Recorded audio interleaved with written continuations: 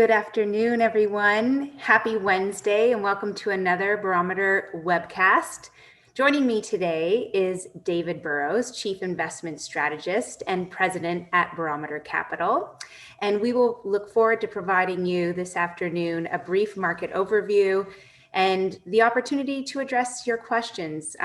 We have received a few questions already, and if you would like to add to that list, please don't hesitate to hit me up on the chat or send an email, phastings@barometercapital.ca. I'm Pamela Hastings, and I'm going to turn the conversation over to David Burrows. Good afternoon, David. What a week filled with great news and anticipation. And happy Thanksgiving to all of our U.S. Viewers out there. Thanks, Pam. Thanks everybody for joining in today. As Pam said, it's been a good week. It's always welcome when we get to November and get through usually what is a little bit of a bumpy month in October. We had lots of things to worry about when we entered October this year. We had an election coming at us. We had obviously lots of concerns around the second wave of COVID and all of the things that go with those things, concerns around potential unrest around the election and dispute. But here we are sort of on the other side. So we always like to frame things as to the environment that we've been in coming into a situation. We like to look at the underlying underpinnings of the market, the breadth of the market to see just how healthy things are. And of course, we're trying always to identify and focus our portfolios in areas of market leadership that are maybe a little bit more resilient involved in sort of structural themes. So baseline is we believe we entered a structural bull market for equities in the US in 2013. And it's been 6 years, almost 7 years. And markets have had certainly some setbacks along the way, but much like the bull market of the 1980s and 90s, and much like the bull market of the 1950s and 60s, it's been kind of like 3 steps forward, 1 step back. Very different than the structural bear market we saw between 2000 and 2013. When we were on earlier in the fall, we talked about the fact that the third quarter had been particularly strong, and that when the third quarter's returns were over 7.5%, it tended to be that the fourth quarter would have a similarly strong period, despite the fact that there's lots of things to worry about. When we came into October, we had many of our readings showing that the market was a little bit on the defense. Percent of stocks in uptrend had been deteriorating as people had got a little bit more cautious heading into the fall. But that we had started to see some improvement in our short-term indicators. And, fair question we were getting was, well, why is it that the market thinks it can see around the corner? We don't know what's coming at us. And our comment always is that markets are a very large, complex machine, and there are thousands of inputs that go into the way people make their decisions. There are some really obvious things that we all read about in the newspaper, and there are some things that maybe are less obvious underneath the surface, like, for instance, enormous liquidity that's being provided by central banks to be a shock absorber, and some remarkable companies and themes in the US stock market that, despite all of the negative things going on, are flourishing. And so certainly there have been pockets of the market that have been very, very resilient. We highlighted in October that we were seeing a rise in the 10-year bond yield, which tends to point to better growth in the future, expectation of higher growth rates.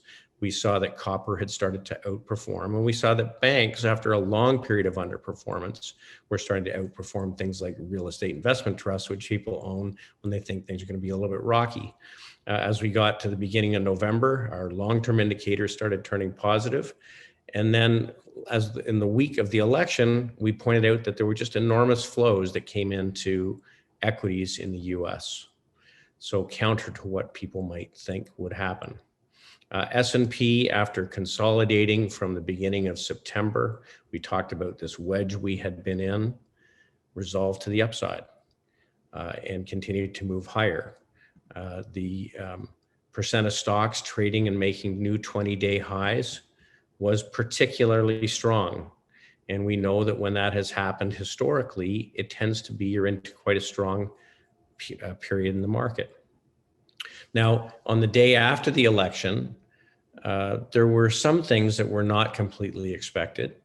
Some of the stocks that people had been hiding in that were less economically sensitive but highly growth focused, like Amazon and Apple, Google, Netflix, were sold viciously in favor of taking the money and buying things that were more economically sensitive, that would benefit in maybe a calmer world, maybe on the other side of COVID.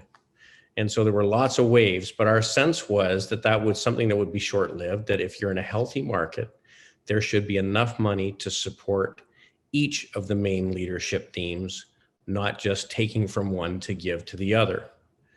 Now, we saw right after the election, the Russell 2000, which is an index of 2,000 US companies, actually it's just less than 2,000, really start to outperform.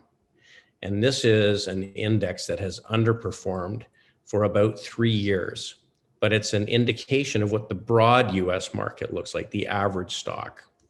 And certainly that started to show some strength.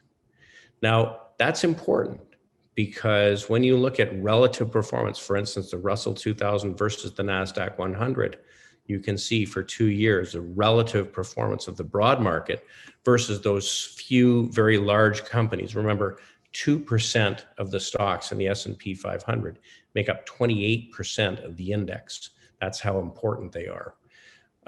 The Russell 2000 underperformed until September, but starting in September, we started to see the Russell 2000 start to outperform.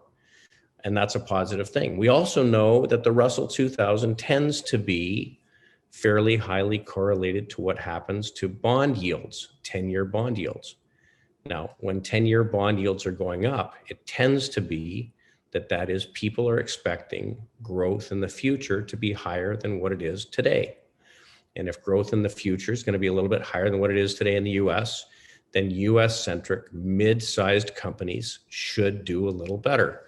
And that's what we started to see, and that's a healthy thing.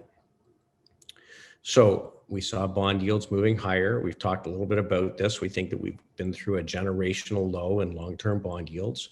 The Fed's been very clear they want to keep short-term rates low, but short-term rates means lots of liquidity in the market to help finance growth in the future.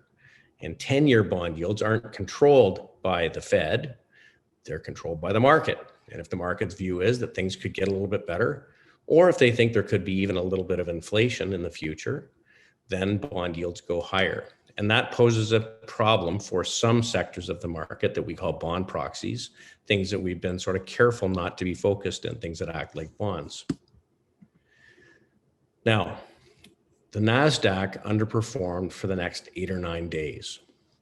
But as we talked about, over the last couple of days, the Nasdaq has once again started to lift. So if investors felt they wanted to take some money from large cap growth companies and use it to buy some of the more economically sensitive sectors, that may well have been the case. But we also know that last week was the largest single week of outflows from the US bond market in over 10 years. And it was also the largest single week of inflows into global equities in 10 years. So that means that it's not just money that is hostage to the stock market that's being moved around, but there's money coming from other asset classes. A secular bull market in any asset class can be characterized as a period when money comes from other asset classes to this asset class because it's going to be treated better. The perception is it'll be treated better. So we know that for 35 or 40 years, the bond market has been attracting capital as rates have been falling, seen as a safe haven. And while one week certainly doesn't mean a trend, it's very encouraging to see such a significant beginning of a shift coming from bonds, which people own when they're looking for safety, to global equities, which people tend to want to own when they think the future is getting brighter. And as we sit today, our models are all positive. All of our short and long-term breadth models for US stocks, for global equities and for Canadian equities improved over the course of the past week, which means that we have a tailwind for equities globally. So let's talk a little bit about that. We talked last week about how while the Nasdaq has been very strong over the last couple of years, we've had 2 years where the average stock did very little. This is the value line arithmetic index. It takes every US stock and gives it an equal weight, small, the same as the big. And you can see that in the last 3 weeks, the average stock has really blasted off. So it may be that there is a perception, there is less likely to be sort of binary risks that we wake up to at 8 o'clock in the morning and find out there's been a tweet that's changing the way we look at the world. It may be that the virus, the vaccines are giving people comfort to think that we will come out the other side of this difficult period that we're in. But the net of it is, if the average stock is blasting off, that doesn't happen at the end of a bull market. It happens at the beginning of a bull market. So very, very favorable. Second thing that's interesting is correlations, or the degree to which stocks behave the same, has dropped precipitously since March to today. And what that means is the market is acting like a market. The good are doing well and the poor are doing poorly. It's not just one big overriding factor that's pushing things up or down. The market's acting like a sorting hat, and that's favorable. We do not like periods when everything correlates to one. When all asset classes move together, it just means money's being yanked out or pushed in. We would prefer to see the market behaving a little bit more rationally and sorting the good from the bad. What else? Well, volatility, or people's expectations for volatility, are falling. So we saw a huge spike in volatility in the early part of the year, and it's been coming down since then. We're still well above where we were through 2016, 17, and 18 on average, about 90% above. But volatility is falling, which again gives investors license to feel more confident putting money to work. The US dollar. This is the linchpin. This is the US dollar versus a basket of world currencies. And if we were to take the lens back, you would see that we've gone through a period where there was a heavy focus on holding US dollars. There's a reason why people call the US dollar a safe haven. It's where global investors put their money at periods of risk. And what that generally means is they are yanking money from other assets that they consider to be riskier, like emerging markets, like other global markets, like industries that are more risk-oriented. And when you see the US dollar fall, which it has done through the course of the year, consolidated, and as of today, broken down through these lows, pointing to lower levels, it means that investors are more confident to take those US dollars and deploy them somewhere else. And there's lots of different places. We know that when volatility drops below 20, it's when we get the very best returns in markets. When volatility is high, it's when we get the very worst markets. So where are they going? Well, for one, I mentioned that the flows into global equities, not US equities, global equities, was the biggest week in 10 years. So this is the MSCI World ETF lifting off over the last 2 weeks. This is the Taiwanese market, which we talked about, having just broken out of a 20-year sideways bear market. We talked about breaking out of the Japanese bear market that it's been in since 1991, and strength continued through this week. Again, when the US stock market broke out in 1981, after going sideways since 1966, it kicked off an 18-year bull market. When the US stock market broke out in 2013, after going nowhere from 2000, it kicked off the bull market that we're in today. And after 40 years, the Japanese bull market just kicked off. So where do you think Warren Buffett has made his very biggest investments over the last number of months? He's put on a giant investment in 5 of the biggest Japanese trading companies, and he tends to be early, not late. So what else is going on? Well, we've got strength in international small cap securities. Again, a riskier asset, but one that benefits when US dollar weakens, and arguably there is good growth in other parts of the world. But emerging markets have been out of favor since 2015, and certainly commodities out of favor since 2010. So what are the pushbacks? Well, one of the pushbacks we hear is it's scary to make investments when the market's making a new all-time high. And I understand, because there's always a top at some point. But I wanted to point this out, and I've put this chart up before. When you're in a structural bull market like 1951 through 66, this is the number of new all-time highs per year, lots of them. And they come in bunches. That was a structural bull market. The bull market of the 80s and 90s, years where we had 50, 60, 70 new all-time highs. And it went on for 18 years. Structural bear markets, you make very few new highs.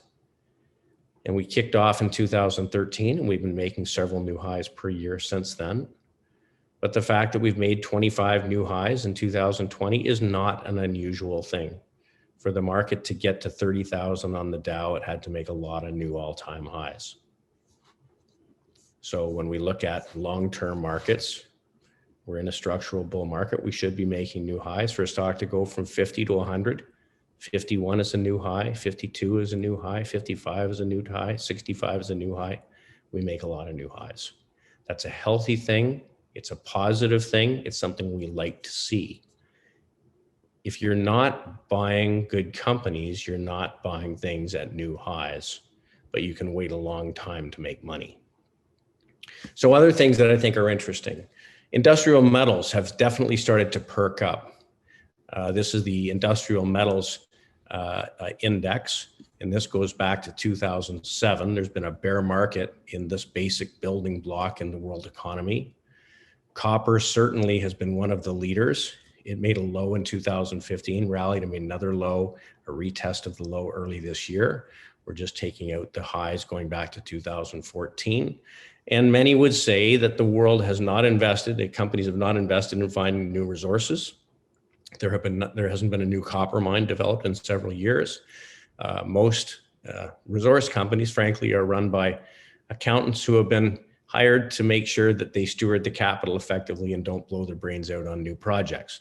The problem is, as growth reaccelerates, we are going to be in a deficit of copper for several years. And cars that are electric use 5 times as much copper as cars that are gas powered. And we're also seeing improvement in the price of nickel, and we're seeing significant improvement in the price of iron ore. This is great for the mining companies. So once again, things that are correlated to a falling dollar. In red, this is the US dollar inverted. In other words, when it's rising, it means US dollar is falling. It tends to be very highly correlated to metals prices. So weaker US dollar, stronger metal prices, and that's what we're seeing. So let me just give you a few examples of areas that we are seeing leadership. You know, as we went through the year, largely there was a lot of strength in technology, and technology is a ubiquitous term, but certainly semiconductors, the most basic building block to most new economy products, have been leading through the year, and they continue to lead. Software has led through the year. This is an ETF that owns software companies, a little bit weaker over the last few weeks, although certainly trading right near the highs. Some of the themes within technology have been particularly strong. So all of the alternative energy themes like battery technologies, this is the lithium ETF, solar, this is the solar ETF, very, very strong. But when we get into some of the more economically sensitive groups that had been lagging, we're seeing significant improvement or broadening. So this is the large bank ETF in the US. From October until now, this ETF has moved from $30 to $40, or a 25% increase. The regional banks are doing the same thing. These rally when people believe two things. When they believe that the longer term bond yields are going higher, which will enable them to make a spread on their loans. And second, when they will have an opportunity to lend the money and be comfortable that they'll get paid back. So when people expect future economic growth to be a little stronger, they like to buy the banks. And these have been out of favor and haven't made a new high since 2007, 12 years. Industrials. We've talked about this rotation going on through the course of the fall where financials and industrials joined the rally. Certainly industrials as a whole, quite strong. This is the transportation sector, which includes the rails and the truckers and the companies like FedEx and UPS. Very strong, especially over the last couple of weeks. We talked about robotics and automation, a structural theme that is changing the way that we manufacture things. Very, very strong. So industrials, an interesting spot. So industrials, basic materials, this is the miners, big miners. I'll use an example of Rio Tinto. Rio Tinto is a company, if we take a very long-term view, that has gone nowhere since the beginning of the bear market in commodities in 2010, 10 years. But where the commodities are still trading low in their range, Rio Tinto as a leader has just made a new all-time high. Again, going back to periods where you haven't made a high for a long time and you make a new high, it tends to be early in a new bull market. So what does this all mean? It means that the areas of the market that we've focused in through the course of the year that were more growth focused are continuing to do just fine. What we'd like to see is for the market to broaden, for more sectors to participate. And we definitely have seen that. We've seen the consumer strengthen dramatically. This is the consumer discretionary sector. Included in here, of course, are the online retailers like Amazon and Shopify. After a little bit of a rest, again, Shopify today started to lift. Looks like we're done this little consolidation. So consumer strong, it's the consumer ETF. Industrial strong, banks strong, small cap stocks strong. IWV is the Russell 3000. That's the small cap index. Global stocks performing well, emerging market stocks performing well. You notice the common theme, stocks. So equities globally look healthy. Our breadth models are positive. Basic materials, which have underperformed for several years, provide a second engine, and they are underowned broadly. Bonds as a group in general don't look so favorable.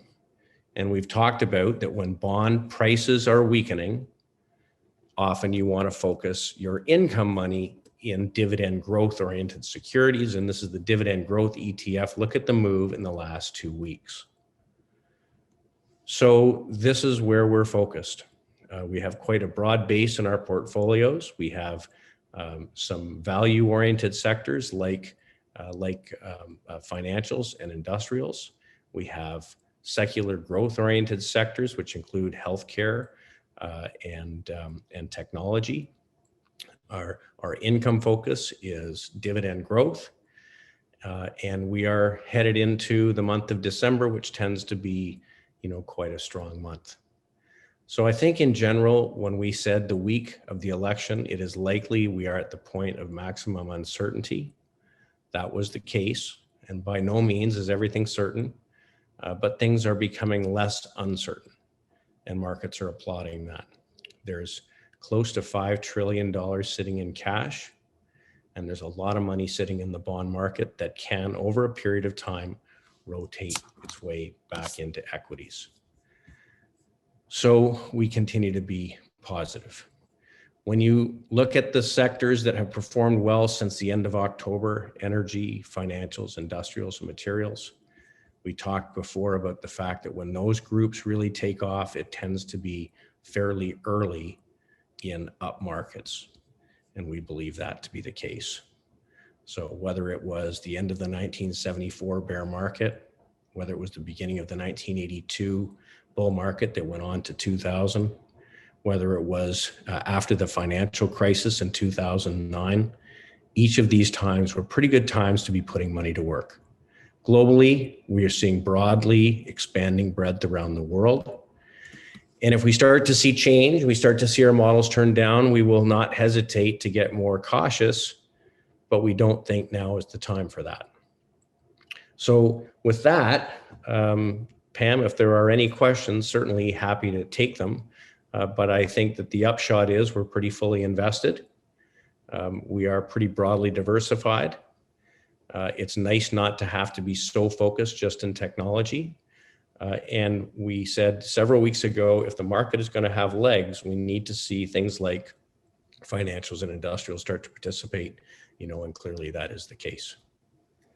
Thanks so much, Dave.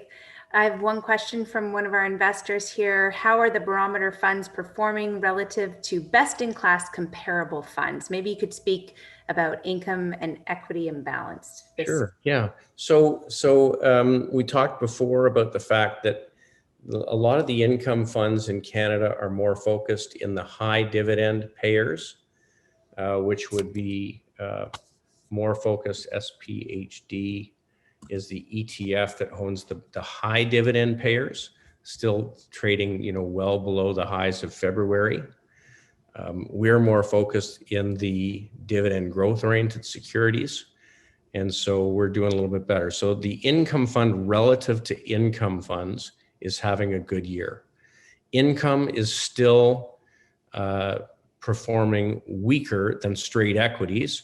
And of course, the reason for that is if you were to take the FANG stocks out, which are definitely not income-oriented securities, this was the high in February, this is where they are today, the income portfolio is not going to be filled with Apple and Amazon. But we are dividend growth focused and we're getting a good lift there. So we're doing well on a relative basis there.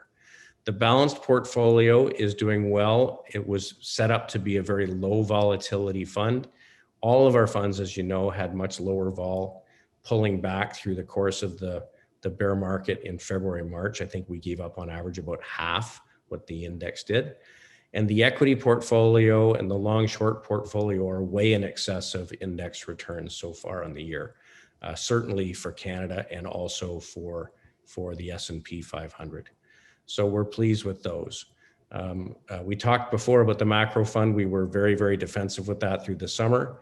It is having a good lift now, but we certainly were probably too defensive with that and use that as a more defensive tool. But that and across the separately managed accounts, they're all doing very, very well versus their benchmarks.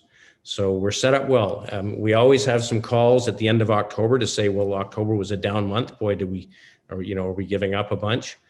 And we said in October, we would expect November, December to make the year. And certainly we're in the kind of market that is doing that right now. So we're optimistic that the year will finish quite strong. Certainly seems so right now, Dave. Thank you. The next question, Bitcoin. Gold has been a bit sluggish lately. And is that due to the increased allocation and rotation into Bitcoin? I know Barometer has that's a great question. So, look, we talk about the weak US dollar. So, boy, that was a very weak finish today for the US dollar. So that opens up a measurement a fair bit lower. So when people are taking money from US dollars, they're using it to buy risk assets. They also are using it to buy other things that would hold up in the face of a weak US dollar. And certainly Bitcoin is one place that is gaining momentum. So we have been buyers of Bitcoin. We have not been historically, but we have been over the course of this last number of months. Bitcoin is very, very strong. So this is the move that's taken place since October. If you pull the lens back and take a very long-term view, there was a very straight up move through 2017. But, they can have pretty steep corrections that pull back from $16,000 to $3,000. Then it rallied to 12,000 and pulled back to 6,000. So we're there. We have a position. Macro Fund has about an 8% position. And it does look as though if you get through the highs from 2017, we would have another measurement higher, maybe up into the mid 20,000 range. So it's an asset that people would hold as opposed to holding a fiat currency or a paper currency. Gold is the same picture. Now, gold stocks have had a pullback recently, But a perfectly normal pullback in the scope of how things work, we rally, pull back, rally, pull back, rally, pull back. This is where I would expect to see it have support. There is some question as to whether younger investors would be as likely to buy gold as they would be to buy Bitcoin. And I think that's something that we're going to look at going forward. But gold is also something you want to own if US dollar is weakening. And if this were a stock, this is a very constructive price pattern. But definitely there are people who are interested more in cryptocurrencies, and there are some people who really like gold as a hedge against a weak dollar or future inflation. Both should be effective. Great, thank you so much, Dave. Could you speak? I don't know if you want to do a single stock, Telus. It's broad enough. I don't know if you would like to comment on it. And if not, for the individual who did ask the question on Telus as a company, we can always hammer. Sure. Well, there's the very long-term view on Telus. You know, it's been a strong performer over time. It has been good at growing its dividend historically. The telecom sector has not been a leading sector to be in over the course of the last year. It tends to be more seen as sort of high dividend. So if you were to look at this price chart, it's not too different than the high dividend ETF, right, which holds telcos and utilities. So, you know, as far as a telco goes, it's fine. It probably is not going to lead the market. If we wind up with an improving economy, people are going to want to be a little bit more focused on economically sensitive companies, but certainly nothing wrong with it. Dave, we often talk about US dividend growth, and I know we're huge proponents of it. For the investors out there that are watching today, what would be one or two names that you would feel comfortable if you were to add that to your portfolio? Well, look, you know, for one, I put this dividend growth ETF up as a basket.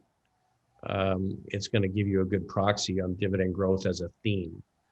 This is a basket of about 75 companies.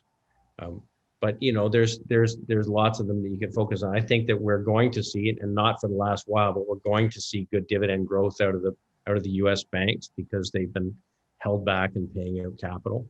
You know, longer term companies like Home Depot would be a good example. They've grown their dividend sort of 25% a year over the last number of years, last 5 years, and it's been a wonderful performer. There's a whole, you know, sort of universe of these. We like as a hybrid, we like Nextera Energy, and Nextera Energy has been the fastest growing utility in the U.S. They have the highest percentage of renewable energy, both wind and solar. It's been a very good one also. Thanks so much, Dave. And a question on the US dollar. Do you think that it's going to continue to break down? And if so, would you add gold and silver to your portfolio? I know we just spoke about gold, but if you could comment on yes, and yes. Yes, and yes. The triple threat. Yeah, I mean, look at US dollar is, as I mentioned, a safe haven. If you take the lens back further, we rallied through into highs in 2016. We made a failing high in 2020. I think that we break this low and we head down, you know, several percent lower. And I do think that anything that benefits from weak dollar is something that has been showing strength recently. So international global stocks, emerging markets, commodities, you know, secular bear markets last 10 to 12 years. So we've been through a secular bear market in commodity prices. And I know it's not a sector that people really like to talk about because nobody's made money in them for 10 years. Our thing here at Barometer has always been recognizing those turning points. You know, when growth stocks came to a screeching halt in 2000, we said, let's start an income fund. And, you know, the Nasdaq, the QQQ didn't make a new high from 2000 till 2016, where we kicked off into the bull market. And through that period, through the period certainly up to 2011, commodities were very, very strong. Now they've been very weak recently. And here's the GCC, which is a commodities index going back to 2009. So we think we're in the very early stage of a turn in basic materials, and that can go on for years. The miners, as I talked about, made a higher low in 2020 from the low in 2016. It's a bottoming process, and has an opportunity to go. So we're talking about big long-term themes here. The fact that the US dollar has weakened a little bit, and we've started to see some strength in basic materials in emerging markets, certainly doesn't mean it's done. It's just beginning. And so I would consider having emerging markets exposure. As you know, we like China, CHIQ in particular. We like, the Chinese consumer, which is really taking off. But Chinese consumer stocks went nowhere from 2010 through 2020, 10 years. And so it's a sort of a new bull market. And so weak dollar, you want to own some gold. I think you want to own perhaps a silver producer, because the silver producers actually could do much better. We want to have emerging markets. We want to own basic materials. And we're not all in on any of those. They are pieces of the portfolio, but it's not just about owning tech stocks. Right. Thanks, Dave. I'll leave you with this last question. The Canadian banks have recovered pretty seamlessly over the last few weeks. Can you please comment on their prospects as their earnings are coming up soon? Sure. So look, in the simplest sense, banks do well when long-term rates start to tick up a little bit, and when we think that economic prospects are going to get a little better. So if we take the old adage that the market looks ahead 7 to 9 months, and if we think it's going to take 7 to 9 months to roll out and get this vaccine out into the population, it's reasonable to think that these banks should start performing well now, and maybe over the last month. They're looking forward, not about what the economy is today, but what it may be in the future. And so if we think that the 10-year bond yield looks like it's headed a little higher, which we do, and if we think that these vaccines are going to get rolled out, then the banks will face a less risky environment and have a greater opportunity to grow their dividends and grow their earnings. So I think that they're attractive. And so we do have some exposure, and we'll look to add to our exposure on pullbacks. But I think that this is, this is a new economic cycle. We've been through a very difficult period since the beginning of 2018. Many would say it's ultimately been a bear market over the last 2 years. And when you come out the other side, you see financials and industrials and energy stocks performing a little better. I prefer alternative energy because it's been much, much better than oil and gas. These are positive things for the beginning of a cycle.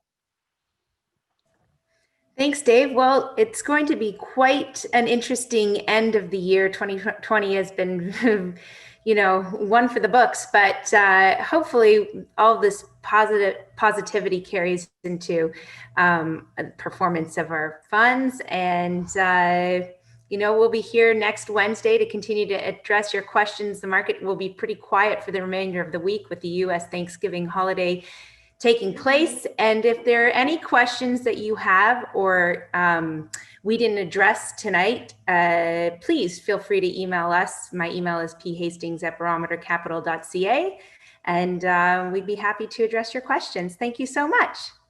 Thanks, Pam, for hosting, and thanks everybody for joining us. Don't hesitate to give us a call.